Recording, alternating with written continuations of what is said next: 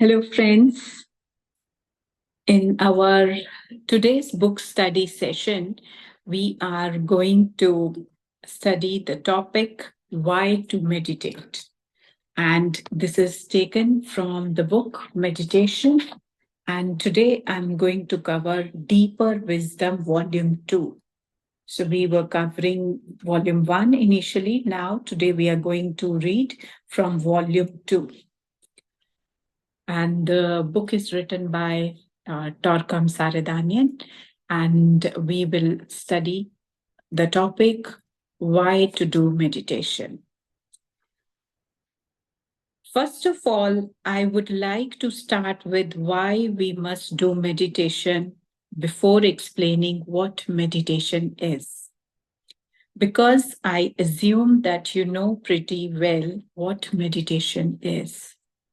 Now we are going to change it, increase the light in it, expand it, and so on. Today, I will give the story of meditation in a condensed form. I cannot say I will give the whole story. The first reason that we must do meditation is this. Life is becoming harder to live. When you were small children, you were running, jumping, climbing, and so on. Now you are running after a place to live, an apartment, a house, or how to get rid of these laws, these regulations, pressures, and so on. It is becoming heavier and heavier, more difficult to live. Life is becoming difficult to live because you have increasing crimes, increasing pollution, increasing personal tensions. This is the first reason why we must do meditation. When you start doing meditation, you will cope with the difficulties of life. That is the first thing.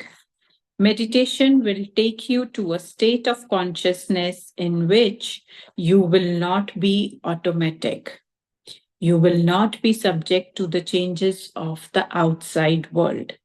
You will stand above the storm and look at the storm and use the storm for your own advantage. Above all, because meditation will purify your personality, purify your mind, purify your emotions, purify your body, you will have the least responses and reactions to the adverse conditions of life. For example, if you have hatred in you, immediately when conditions change, you will hate everybody. Your hatred will be a cause for you and for others to be unhappy. If you do not have hatred, the hatred of other people will not affect you anymore.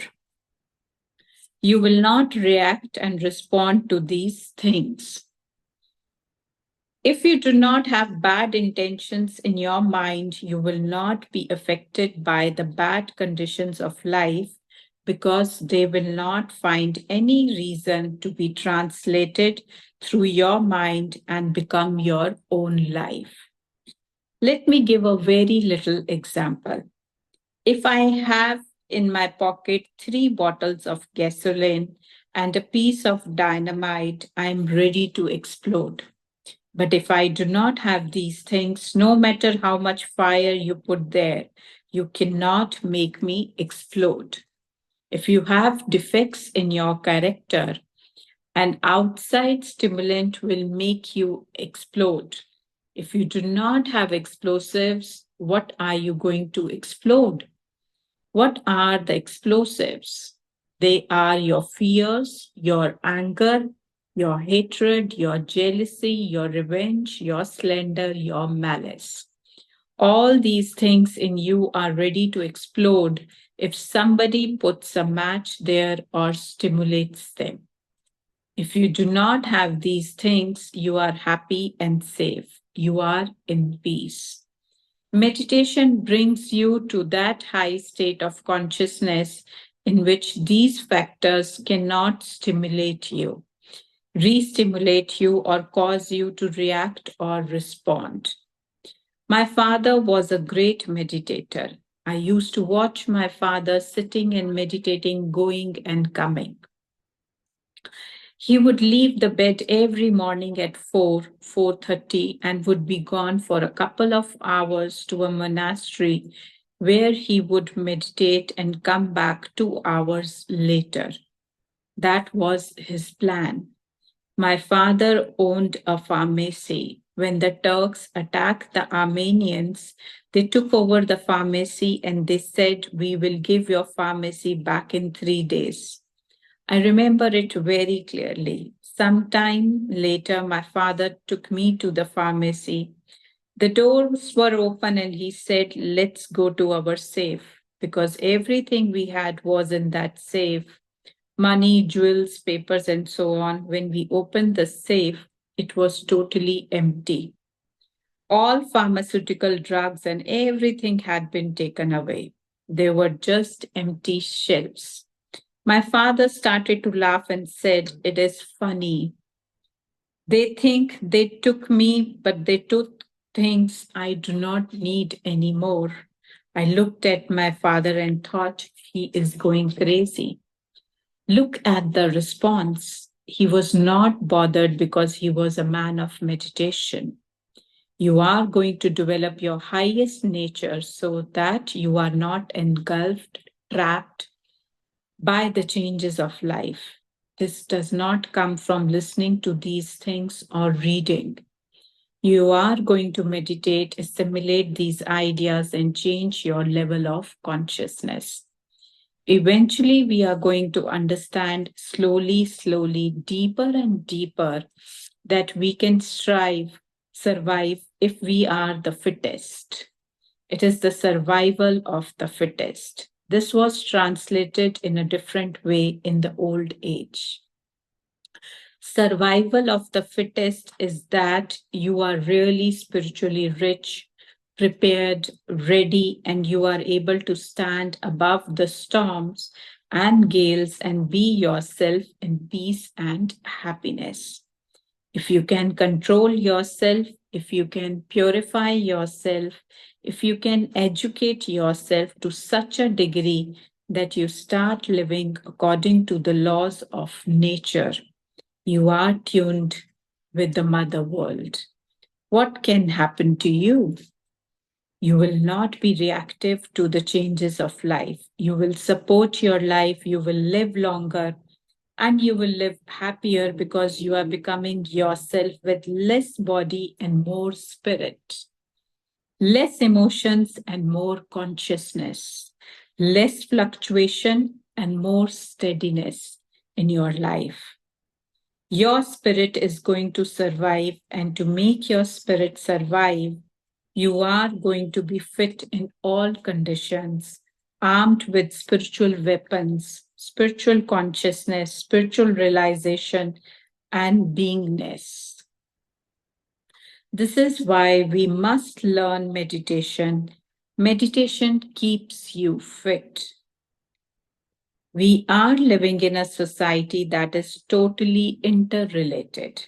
For example, let us say we are living in a hospital, and in the hospital there are 5,000 germs and the possibility of contamination. What are you going to do? You are going to try to make your body immune. You're going to condition your physical body, emotional body, and mental body in such a way that things are not able to contaminate you anymore. Such a state of immunity can be reached only through meditation. Meditation will make you immune to the conditions in which you are living.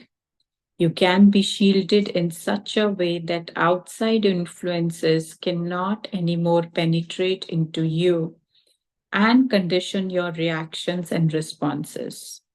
It is heavy, but it eventually will penetrate into your mind, and you will say, "There are always waves. How can I use these waves?" What are the waves? They are the difficulties of life, attacks of life, animosities of life, bad conditions of life. Eventually, you find the method of surfing upon them. When you start surfing, you feel so happy and you say, I want bigger and bigger waves on which to enjoy myself. You cannot do that until you know how to surf, which means how to meditate. I went to the seashore and two, three boys were sitting there idle.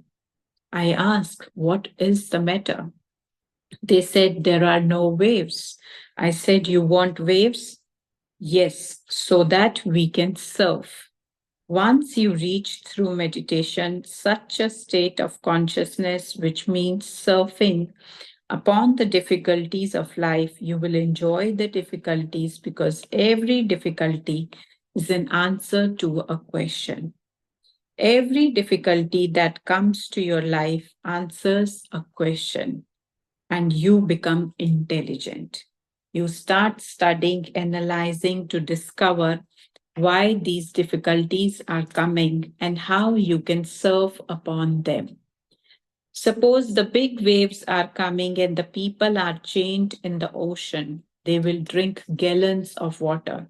But if they have a surfboard and can surf upon it, all the waves bring joy. The important thing is that you are going to reach the realization that nothing in life can beat you down because you are the spirit. You can renew your life, you can regenerate your life, you can build new vehicles for yourself, but it is you, your spirit, your immortal self that cannot be defeated. If you reach that stage through meditation, you will see that life is such a joy, even with all its stupidities and ugliness and so on. You will change your response, your reaction against it. This comes only through meditation. Nobody can teach you to be calm and peaceful. Meditation will do that. There is a book called In the Hours of Meditation. It is a beautiful book and it says, the realization of immortality and perseverance of spiritual consciousness comes at the moments of deep meditation. This is because meditation focuses you into your true self. I want you to understand this. We as human beings here are not focused in our true self. We are in our legs, in our sex, our pockets, in our fear, in our anxieties, different plans, hallucinations, desires, and wishes. We are nowhere, we are everywhere. We are going to bring that focus into ourself and understand that we are nothing else but the immortal, everlasting, invincible presence within this body. This awareness can only be achieved in the depth of meditation. Your problems with your husbands and wives, your problems with this and that eventually will evaporate as you become your own self.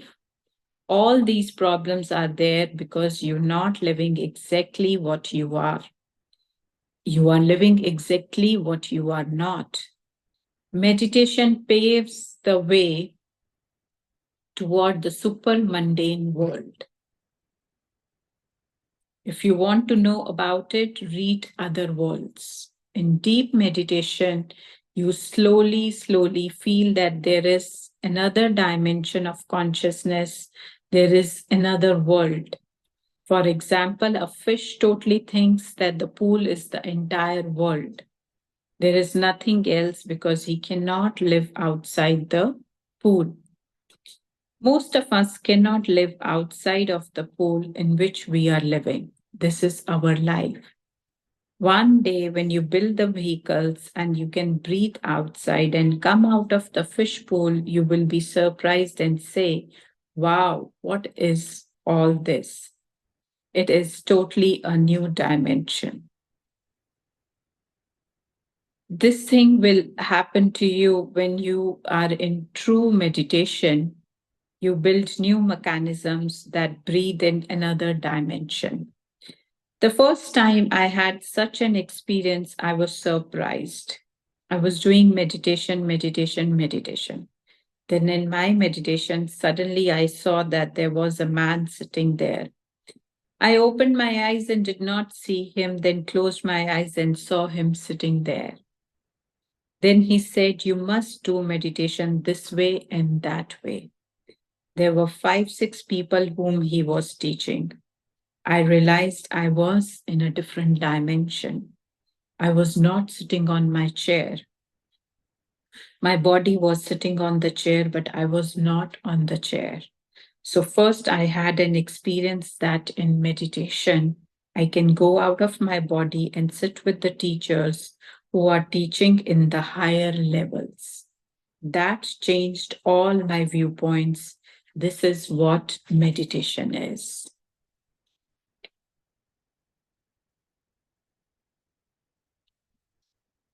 Meditation is so important to take you to another level, to the super mundane world. Then you will be more complete. We are living in one dimension, but if you know that there are two, three, four, five, six dimensions, you are becoming complete in your consciousness. That is what we need to be complete in our consciousness. Meditation helps you to know how to live, how to serve, how to relate with people. The problems that we create with people through our relationships mean that we did not know how to relate with each other, how to have space, how to be closer, in what level to communicate, what to do. Meditation teaches you how to communicate and relate with each other in such a way that in each relationship you receive greater joy, greater expansion of consciousness, and you give greater health to people. This is why we must do meditation.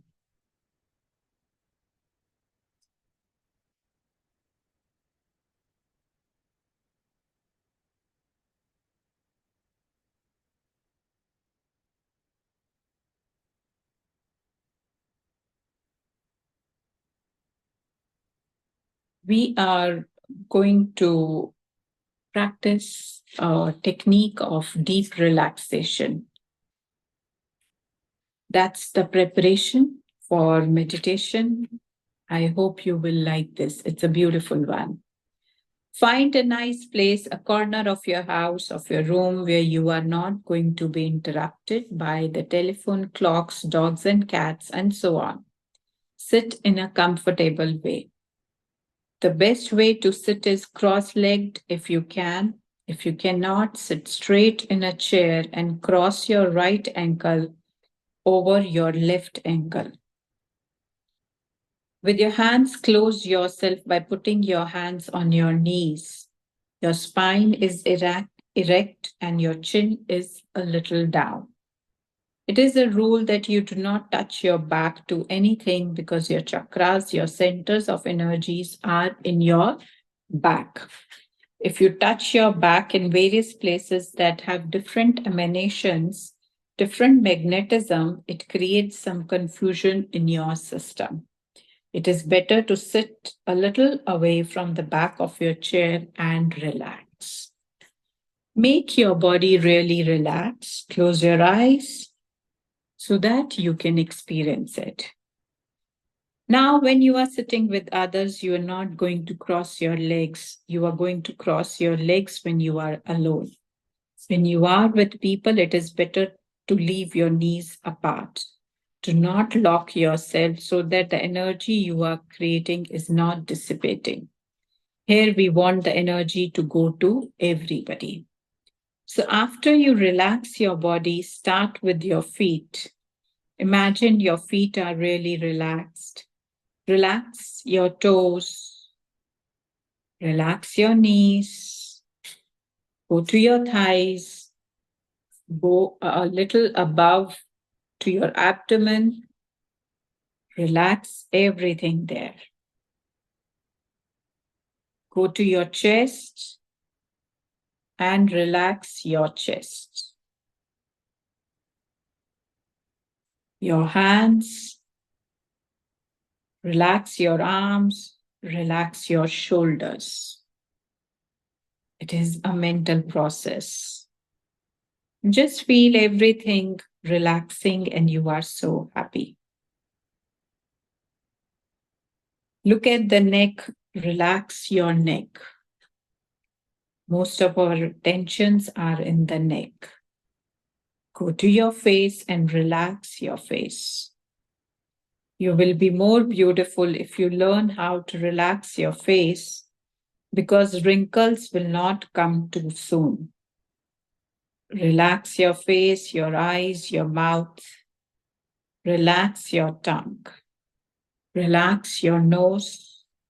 Relax your eyes, inside, outside. Relax your eyebrows. Now relax the top of your head. Feel that your whole body is relaxed. Check your fingers. What about your ears? Relax your ears. Every voice, every sound strains the hearing. Relax.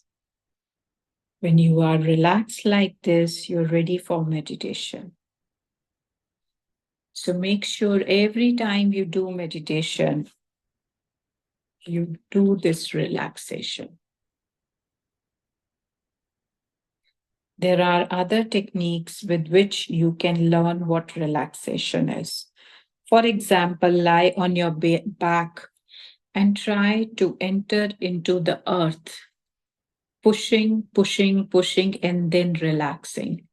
When someone touches your hands, your head, they must feel as if you were dead. You can do this exercise, which is in the science of meditation. Such exercises are very important. Read and try them.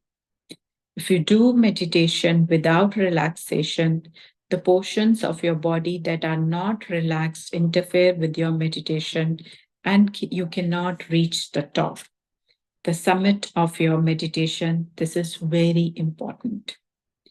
To begin with, for every minute of planned meditation, you should do 1 minute of relaxation. After a little practice, it will take 2-3 minutes to relax. Then at the end of 1 month, you will be able to relax immediately. The body must be relaxed and your mind must be totally alert. It is the tense points of your body that make you tend to sleep.